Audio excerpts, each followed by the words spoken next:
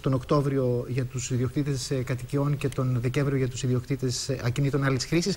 Λίγη προθεσμία που πρέπει να εξοφληθεί όλο το πρόστιμο. Πάρα πολύ όμως δεν έχει όμως χρήματα. Ήταν και πολλές άλλες οι φοροεπιβαρύνσεις που σχετίζονται με τα ακίνητα και κοιτάζει να δει με ποιο τρόπο γίνει αυτές τις δόσεις, δηλαδή αυτό το σε βάθος χρόνου αυτό το πρόστιμο. Αν πάει τώρα και αυτός είναι μεγάλος προβληματισμός, εάν έχοντας ξεκινήσει την τακτοποίηση με τον νόμο για τους ημιπαίθριους, πάει στον νόμο για τα αυθαίρετα, πώς μπορεί να κερδίσει εκτός από την επιμήκυση του χρόνου εξόφλησης των δόσεων? Εδώ είναι κάποιες κατηγορίες. Μιλάμε για χιλιάδες κόσμου, έτσι. Ακριβώς. Καταρχήν, όταν μιλάμε για 38-43 των ημιπαιθρίων, υπήρχε μεγάλο ποσό προσπληρωμένο, μόνο και μόνο εντασσόμενο 40 από 10 ή 12 μέχρι 46 και η έκπτωση στην περίπτωση της εφάπαξ πληρωμή. Άρα το όφελος είναι μεγάλο, κυρίως όταν το ποσό ήταν μεγάλο. Όταν όμως ήταν μικρά τα ποσά, είναι μάλλον ασύμφωνο να ενταχθεί στο νέο νόμο, γιατί ο νέος νόμος έχει ένα επιπλέον παράβολο 500 ευρώ και πρέπει να πληρωθεί.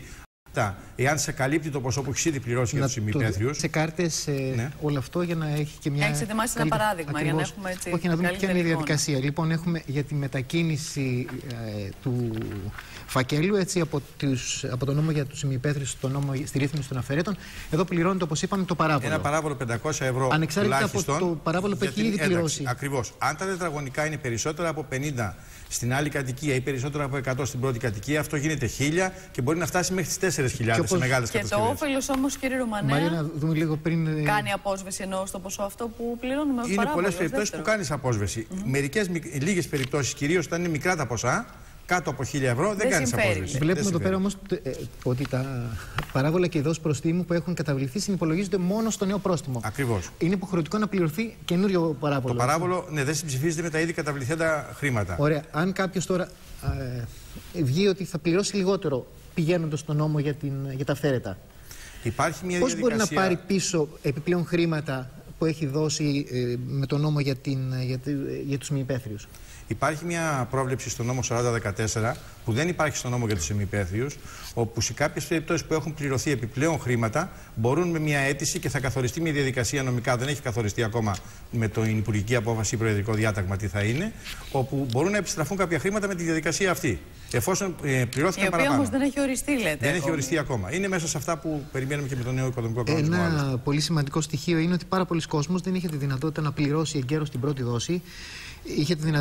Το περιθώριο ήταν μέχρι 31 Ιανουαρίου, με αποτέλεσμα, έχοντας πληρώσει το παράβολο, έτσι, αλλά δεν έχει πληρώσει την πρώτη δόση, εάν πήγε εκπρόθεσμα, να ακυρώνεται. Ακριβώς, ακυρώνεται. Χάνει τα λεφτά του παραβόλου, δηλαδή. Χάνει τα λεφτά του παραβόλου. Μπορεί να ενταχθεί βέβαια στο νέο νόμο για τα αυθαίρετα. Έχουμε όμως και περιπτώσεις που για κάποιο λόγο, επειδή δεν είχαν, επειδή δεν πρόλαβαν ή επειδή ίσως από αμέλεια το έκαναν, πήγαν και πλήρωσαν τον Μάρτιο ή τον Απρίλιο.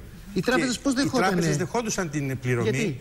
Κακώς κατά τη γνώμη μου, γιατί αφού η πληρωμή γίνεται με έναν κωδικό που αναγράφεται σαφώς πάνω στα έγγραφα που πήρες. Που λέει μέχρι 31 Ιανουαρίου. Ακριβώς. Θα έπρεπε λοιπόν στη 1 Μαρτίου που τελείωσε και η δεύτερη προθεσμία του τέλους Φεβρουαρίου να σταματήσει η τράπεζα να δέχεται με αυτό το κωδικό πληρωμές. Και με αυτά τα χρήματα τι γίνεται τώρα? Τώρα λοιπόν τι γίνεται? Κατά τη γνώμη μου θα πρέπει με τις υπουργικές αποφάσεις που θα βγουν τώρα να ρυθμίσουν ώστε κάποιοι που πλήρωσαν με αυτή την επιβάρηση του 1% το μήνα που είχαν καθορίσει και για τις άλλες πληρωμές του δημοσίου να γίνουν δεκτές αυτές οι πληρωμές.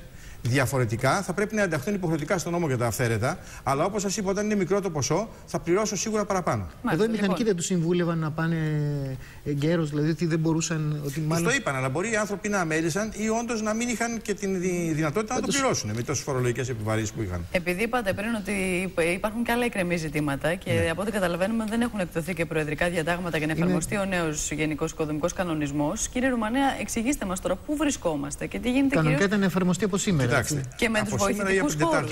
Ναι. Υπάρχει μια μεγάλη αλλαγή που έγινε με τον νέο οικονομικό κανονισμό και ξέρετε, είναι η πρώτη φορά που ένας νόμος είναι σχετικά πλήρης. Κάποτε λέγαμε εδώ και 20-30 χρόνια, η πολεοδομία είναι μια υπηρεσία που μπορείς για ένα ερώτημα να πάρεις πάνω από 2 σωστές απαντήσεις. Χωρίς να φταίει η πολεοδομία, έτσι έφταιγε η πολυνομία. Έγινε κάποια στιγμή το 1993. Είναι θέμα ερμηνείας του υπαλλήλου, δηλαδή. Όχι απαραίτητα, επειδή υπάρχουν διαφορετικοί νόμοι αλληλοκαλυπτόμενοι και πολλές φορές αντικρουόμενοι. Οι υπάλληλοι, λοιπόν, πολλές φορές βασιζόμενοι σε κάποια στοιχεία που είχαν, μπορεί να απαντούσαν κάτι και ένας άλλος υπάλληλος σε κάποιο άλλο νόμο να απαντήσει πάλι κάτι σωστό. Αυτό με τον νέο οικονομικό κανονισμό κατά κανόνα ρυθμίζεται. Είναι πρώτη φορά που ο νόμος έχει πάρα πολλές διευκρινήσεις μέσα.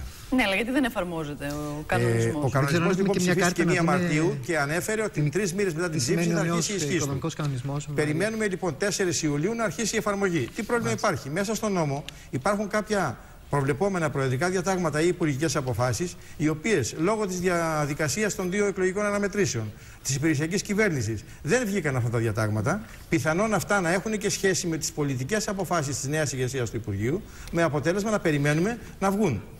Όμως τι γίνεται? Υπάρχουν κάποιες περιπτώσεις που ο νόμος μπορεί να εφαρμοστεί μη βασιζόμενος στα προεδρικά διατάγματα. Που δεν αφορά παραδοσιακούς οικισμούς, διατηρητέα κτίρια. Είναι κάποιες υπουργικές αποφάσεις που ρύθμιζαν, ας πούμε, όταν μειώνεις την κάλυψη του οικοπαίδου και αφήνεις πολύ ακάλυπτο χώρο, μπορείς να πάρεις κάποιο συντελεστή ή ύψος περισσότερο στο κτίριο. Ώστε να ωφελήσεις το πράσινο ή τη συνένωση των οικοπαίδων. Κάποιες τέτοιες διαδικασίες λοιπόν, που δεν είναι όμως οι κοινές περιπτώσεις, πρέπει να βγουν νέα προεδρικά διατάγματα. Με τους βοηθητικούς χώρους τι γίνεται, κύριε Ρουμανέα? Αυτοί προσμετρώνται στο συντελεστή δόμησης? Ο ΓΟΚ, ένα από τα καλά στοιχεία που έχει μέσα είναι ότι επειδή μας υποχρεώνει για λόγους πυρασφάλειας, για λόγους καλής λειτουργίας του κτηρίου, για άτομα με ειδικές ανάγκες, να έχουμε μεγάλα κλιμακοστάσια ή άλλους χώρους κοινόχρηστους που παλιά μετράγανε στο συντελεστή. Έχουμε δηλαδή ημιυπαίθριους έως 20% δεν προσμετρώνται, εξώστες έως 40%, πατάρια, σοφίτες έως 10%. Μην μιλάτε και οι δύο μαζί, γιατί δεν καταλαβαίνουμε. Στους ημιυπαίθριους καταργείται η διαδικασία των διαστάσεων που είχαμε τώρα και λέμε ότι πρέπει να είναι μέχρι το 1/3 της περιμέτρου τους ανοιχτό.